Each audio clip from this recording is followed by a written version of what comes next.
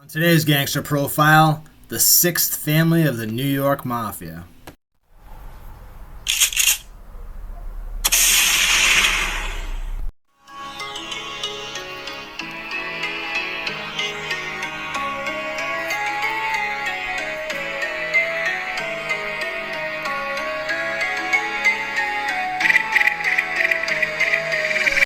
Now, I'm sure all my viewers have heard of the five families in New York: Genovese, Gambino, Lucchese, Colombo, Bonato. But are you aware that in the 1990s, a sixth family from the Bronx started to muscle in on the other mafia families' rackets? This quote-unquote sixth family wasn't even of Italian extraction. They were the Albanian mob, aka the Corporation, otherwise known as the Rudaj organization, after its leader, Albanian godfather Alex Rudaj. The Rudaj organization, or the Corporation as it was called by its members, was formed in the late 1980s in Westchester County, and then it moved its base of operations to the New York City borough of the Bronx. The Corporation was mostly made up of Albanian immigrants and first-generation Albanian Americans, but they also had members that were Italian, Greek, and Middle Eastern. Rudaj and his associates began working with different mafia families as muscle, but they sensed the Italian Mafia weakening and they wanted a seat at the table for themselves. New York City, specifically the borough of the Bronx, has the highest Albanian population in the United States. The majority of Albanian immigrants are hardworking, church-going, family-oriented people, but for a small portion of the population, they choose a criminal lifestyle. Unfortunately for the Albanians as a whole, the small group of criminals stand out among other criminal groups. Albanian criminal organizations are infamous throughout the entire world, whether we're talking about New York City, the United Kingdom, mainland Europe, or their home country of Albania. Albanians stick out among other ethnic criminal groups because of their willingness to use violence and their ability to become much more violent than any of their competition. They are generally feared throughout the entire world. Albania itself is an incredibly poor and corrupt state where crime of all kinds flourish. Albania sits geographically at the bottom of the Balkan Peninsula, directly north from Greece. When travel by land from Turkey or the Middle East into Central Europe, you need to pass through Albania. This has made it a huge corridor for the trafficking of heroin into Central Europe and beyond. The raw opium is cultivated in Afghanistan and then processed in Iran or Turkey and then smuggled into Europe through the Albanian mountains. Central Europe has become a large market for Asian heroin, and the Albanian gangsters are very present in the large cities of Central Europe as well. Albania itself is one of the largest marijuana-producing countries in Europe. Even though it's officially illegal, it's a huge part of the local economy. Albania is an incredibly corrupt government. Because of its crime and corruption, it's not part of the European Union, which depresses the country even further economically. Albania has a clan system derived from the tribes that the families have belonged to for centuries. Albanian culture and society has changed little from the Middle Ages till today. Albania and its people have long been considered formidable. Their people are not afraid to use violence when necessary. In Albania, they have what is called a hak marja, which is essentially a family blood feud like the Hatfields and McCoys. When a male member of a family is killed by another family, his closest male blood relative has to kill the person responsible or one of his kin. It goes on and on and on in a vicious cycle of retaliatory killing that never ceases. This has led to many Albanian men fleeing their homelands, leaving many homes in Albania with only women. People who are embroiled in hak marja are afraid to leave their homes or property. Kids don't go to school. You can't even walk to the store. Coming from these types of circumstances, many Albanian immigrants were well equipped to handle the tough streets of the Bronx, New York. Alex Rudaj is an ethnic Albanian who immigrated to America from the country of Montenegro in the Balkans in 1987. He originally lived in Westchester, just north of New York City. He began doing some muscle work for different Italian Mafia families that were operating in the Bronx area. He became an associate with a man named Nardino Coletti. Coletti was an Italian man and an associate of the Gambino crime family and was looking to become a made man. His sponsor in the Gambino family was a main man called Skinny Phil Loscalzo. Coletti had been doing grunt work for the Gambinos for quite some time and fully expected that he'd be getting his button sooner than later. Rudaj was developing a reputation as a force to be reckoned with and was becoming feared on the streets of the Bronx. In the late 1980s at a Westchester County fair, a group of Albanian men armed with bats set upon another group of men and gave them a savage beating in front of hundreds of witnesses. The Albanians were soon began speaking of a group that were not to be trifled with. The saying, "Don't fuck with the Albanians," was gaining traction in the greater New York area. Rudaj was a dangerous, intelligent, and ambitious man. He wasn't content with just being muscle for the Italians, and of being Albanian heritage, he could never be a made man. He wanted to start his own thing, and with a large Albanian population that had taken hold in the Bronx in the past decade, left him with plenty of recruit material.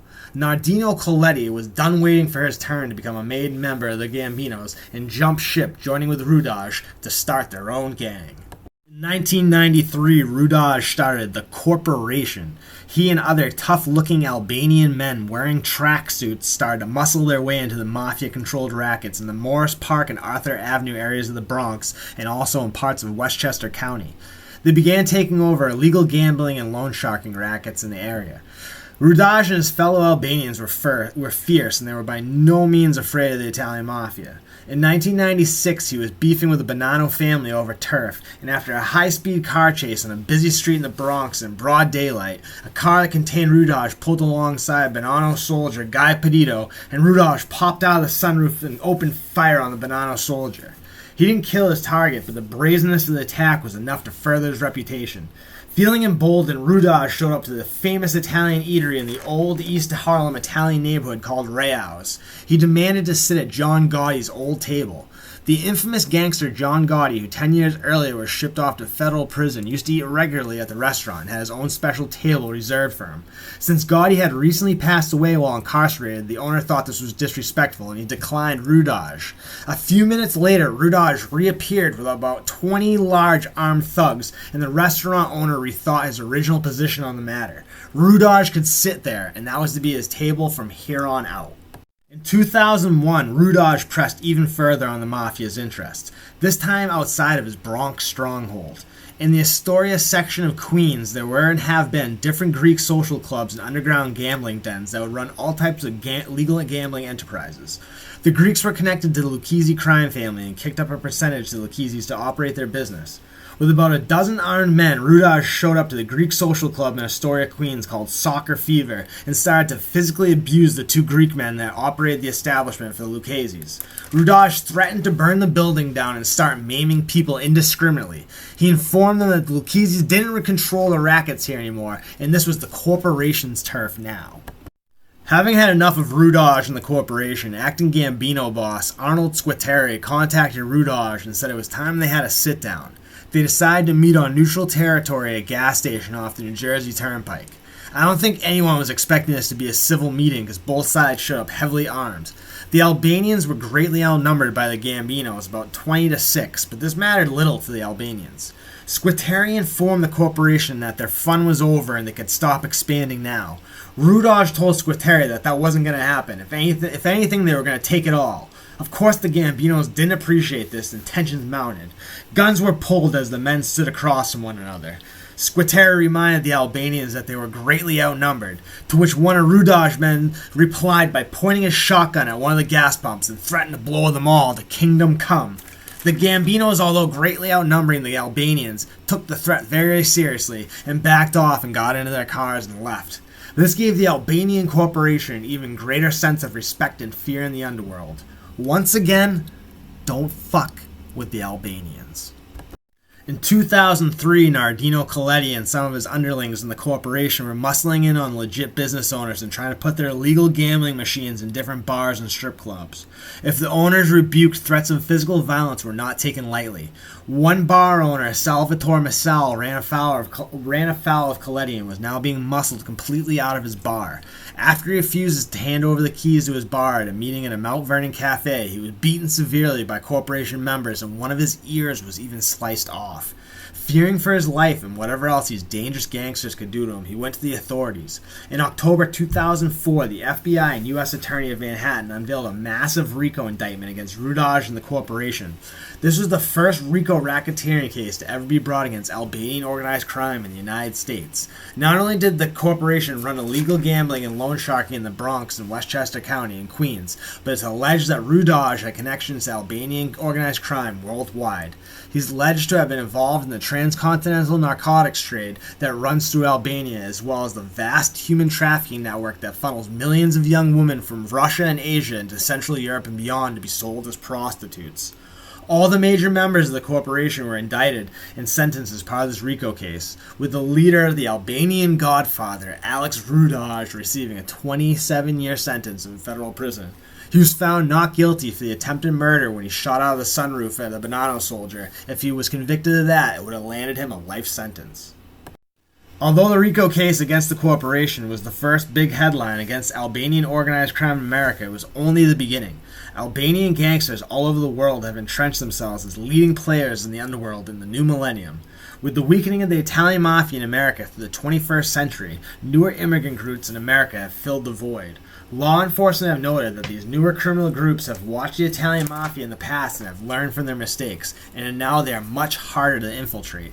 The Albanians are still strongly entrenched in the Bronx underworld, which used to be solely controlled by the Italian Mafia, but now they contend with street gangs like the Bloods and different Hispanic drug trafficking organizations. Even though Rudaj and the leaders of the corporation were put in federal prison, the Albanians are still a major power in the New York underworld and are still commonly referred to as the sixth family of the New York Mafia. If you like this video, please hit the like button. Subscribe if you haven't already. Believe me, it's worth it. Leave a comment, make a request, but most importantly, take good care of yourself and have a great day.